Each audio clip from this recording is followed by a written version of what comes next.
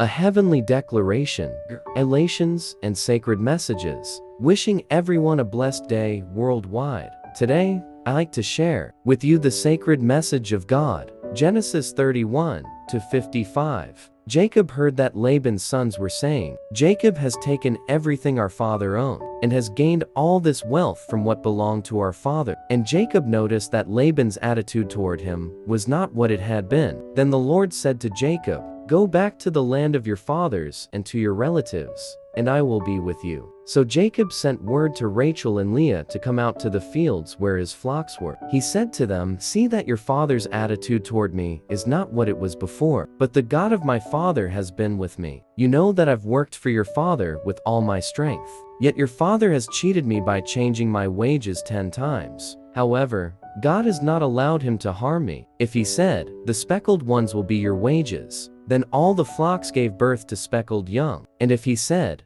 'The streaked ones will be your wages,' then all the flocks bore streaked young. So God has taken away your father's livestock and has given them to me. In breeding season, I once had a dream in which I looked up and saw that the male goats mating with the flock were streaked, speckled, or spotted. The angel of God said to me in the dream, 'Jacob.' I answered, 'Here I am.' And he said, 'Look up and see that all the male goats mating with the flock are streaked, speckled, or spotted.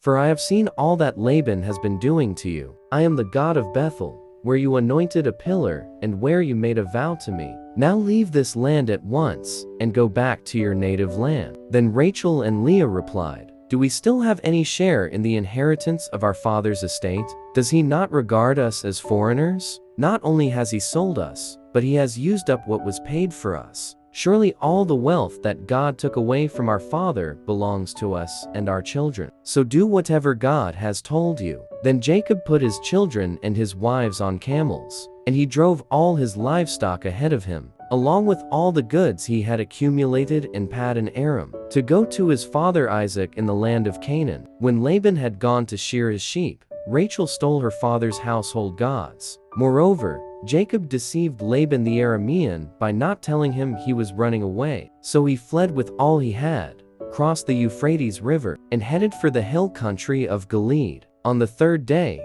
Laban was told that Jacob had fled. Taking his relatives with him, he pursued Jacob for 7 days, and caught up with him in the hill country of Gilead. Then God came to Laban the Aramean in a dream at night, and said to him, 'Be careful not to say anything to Jacob, either good or bad.' Jacob had pitched his tent in the hill country of Gilead when Laban overtook him, and Laban and his relatives camped there too. Then Laban said to Jacob, 'What have you done? You've deceived me, and you've carried off my daughters like captives in war. Why did you run off secretly and deceive me? Why didn't you tell me, so I could send you away with joy and singing to the music of timbrels and harps? You didn't even let me kiss my grandchildren and my daughters goodbye. You have done a foolish thing. I have the power to harm you. But last night, the God of your father said to me, "Be careful not to say anything to Jacob, either good or bad."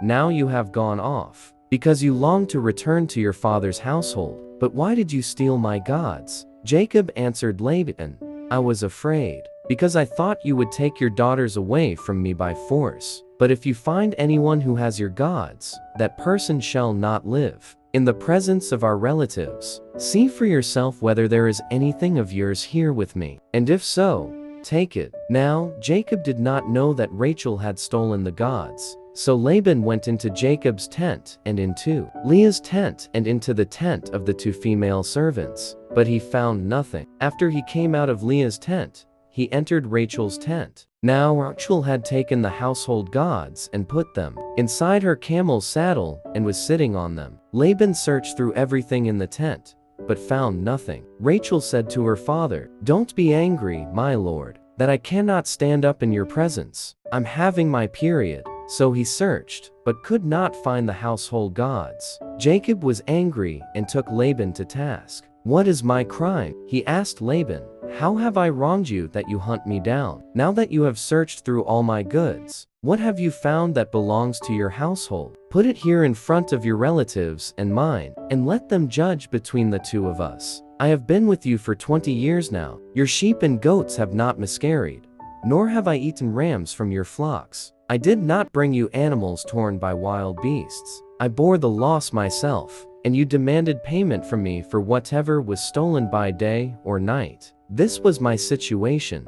The heat consumed me in the daytime and the cold at night, and sleep fled from my eyes. It was like this for the 20 years I was in your household. I worked for you 14 years for your 2 daughters and 6 years for your flocks, and you changed my wages 10 times. If the God of my father, the God of Abraham and the fear of Isaac, had not been with me, you would surely have sent me away empty-handed. But God has seen my hardship and the toil of my hands, and last night he rebuked you. Laban answered Jacob, the women are my daughters, the children are my children, and the flocks are my flocks. All you see is mine. Yet what can I do today about these daughters of mine, or about the children they have borne? Come now, let's make a covenant, you and I, and let it serve as a witness between us. So Jacob took a stone and set it up as a pillar. He said to his relatives, gather some stones. So they took stones and piled them in a heap, and they ate there by the heap. Laban called it Jagar Sahaduta, and Jacob called it Galeed. Laban said, this heap is a witness between you and me today. That is why it was called Galeed. It was also called Mizpah, because he said, may the Lord keep watch between you and me when we are away from each other. If you mistreat my daughters, or if you take any wives besides my daughters, even though no one is with us, remember that God is a witness between you and me. Laban also said to Jacob, here is this heap, and here is this pillar I have set up between you and me. This heap is a witness, and this pillar is a witness, that I will not go past this heap to your side to harm you, and that you will not go past this heap and pillar to my side to harm me. May the God of Abraham and the God of Nahor, the God of their father, judge between us. So Jacob took an oath in the name of the fear of his father Isaac. He offered a sacrifice there in the hill country and invited his relatives to a meal. After they had eaten, they spent the night there. Early the next morning, Laban kissed his grandchildren and his daughters and blessed them. Then he left and returned home. Genesis 32:32. Jacob also went on his way, and the angels of God met him. When Jacob saw them, he said, this is the camp of God. So he named that place Mahanaim. Jacob sent messengers ahead of him to his brother Esau in the land of Seir, the country of Edom. He instructed them, this is what you are to say to my lord Esau. Your servant Jacob says, I have been staying with Laban, and have remained there till now. I have cattle and donkeys, sheep and goats, male and female servants. Now am sending this message to my lord, that I may find favor in your eyes. When the messengers returned to Jacob, they said, we went to your brother Esau, and now he is coming to meet you, and 400 men are with him. In great fear and distress, Jacob divided the people who were with him into 2 groups, and the flocks and herds and camels as well. He thought, if Esau comes and attacks one group, the group that is left may escape.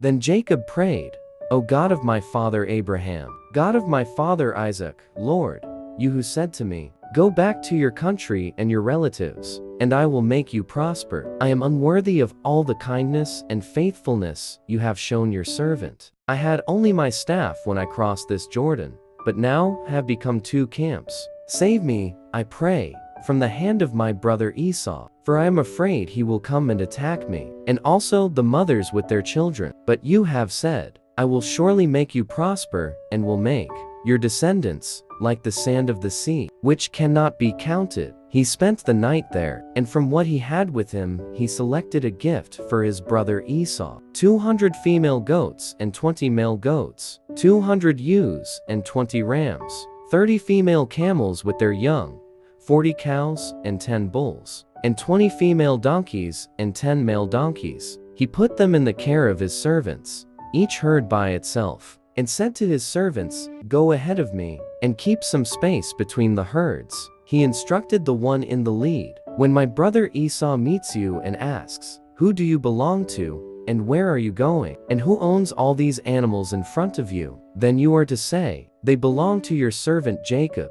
They are a gift sent to my lord Esau, and he is coming behind us. He also instructed the second, The third, and all the others who followed the herds. You are to say the same thing to Esau when you meet him, and be sure to say, 'Your servant Jacob is coming behind us.' For he thought, 'I will pacify him with these gifts I am sending on ahead. Later, when I see him, perhaps he will receive me.' So Jacob's gifts went on ahead of him, but he himself spent the night in the camp. That night, Jacob got up and took his 2 wives, his 2 female servants and his 11 sons, and crossed the ford of the Jabbok. After he had sent them across the stream, he sent over all his possessions. So Jacob was left alone, and a man wrestled with him till daybreak.